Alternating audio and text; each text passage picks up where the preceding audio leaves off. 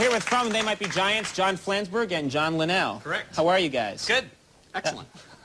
This is a first for our show. I don't think we've had a glockenspiel on the show, or an accordion, All right. for that matter. How about a bass clarinet? You got a bass clarinet in the band? Probably. Every night. Because you get double scale for the bass clarinet. Andy plays one at the end of every show. All right. You haven't been paying attention. No, I just, leave the TV on for, incidental stuff. Hey, I just drank out of William Shatner's cup, and I'm feeling really weird now. Well, he had to record those songs, and he needed Yeah, I get the feeling we're going to have to reinterpret our material. And you're going to be inspired by William Shatner. Is a mess. Now, that's a... I have to ask you about... that's a very good impression. I have to ask you about that song you just sang. Where does that come from?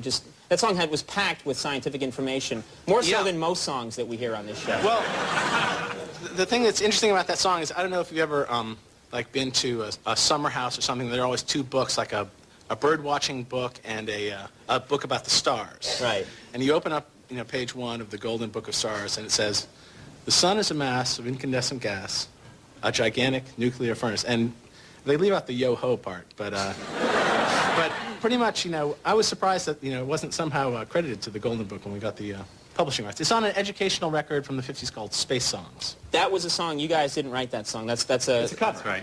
People's favorite songs of ours are the ones that we didn't actually write.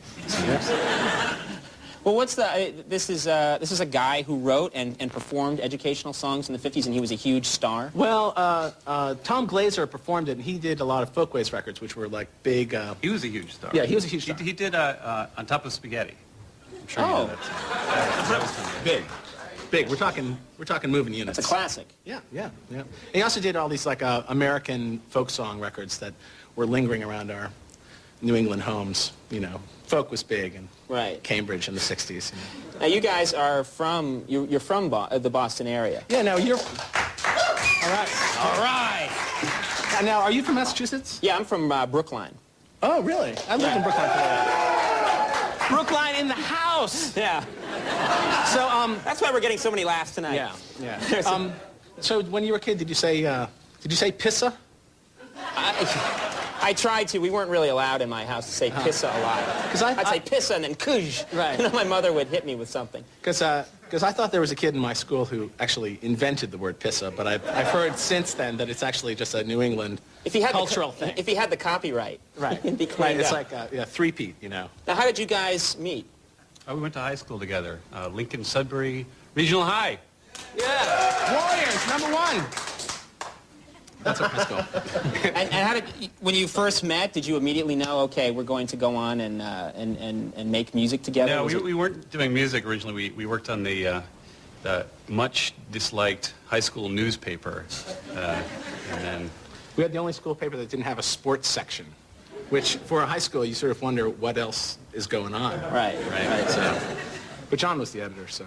And it was hated. It was hated by everyone. Well, it was paper? liked by everyone on the staff. Right. That's Somebody the important suggested thing. calling it Vanity Fair, actually, at the time. Oh well, you guys had you've had an interesting career. You've been together. How long have you been playing together? Making records. 100 years. That's incredible. Anniversary. I'm 182. No, we've actually been playing out for about 10 years, I guess. We started in the early 80s and during the New Wave explosion. That's right. New Wave will never die.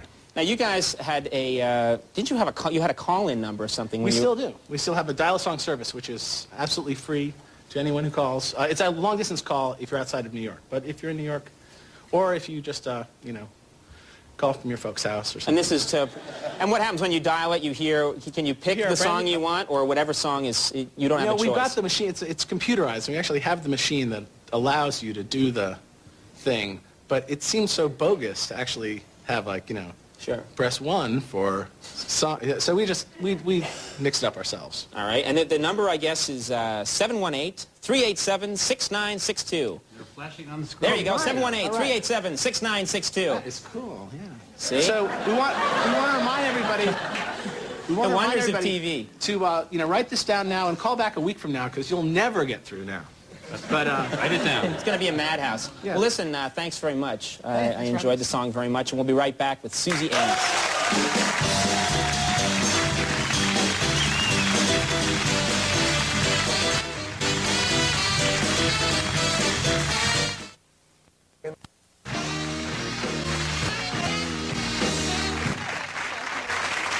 Oh, we're back. In the middle of a great conversation. All right, listen, we're out of time. Thank you very much for coming. I want to thank my guest, Susie Amos, first of all. And you wanted to mention that you're currently working on the film Blown Away. Is that right? Yes. Just working on it in Boston. Working on it in Boston and L.A. with Tommy Lee Jones and Right. Jeff Bridges. Great. I also want to thank They Might Be Giants for being here. Of course, I want to thank William Shatner, who had to run. And, of course, Andy Richter of the Max Weinberg 7. We'll see you.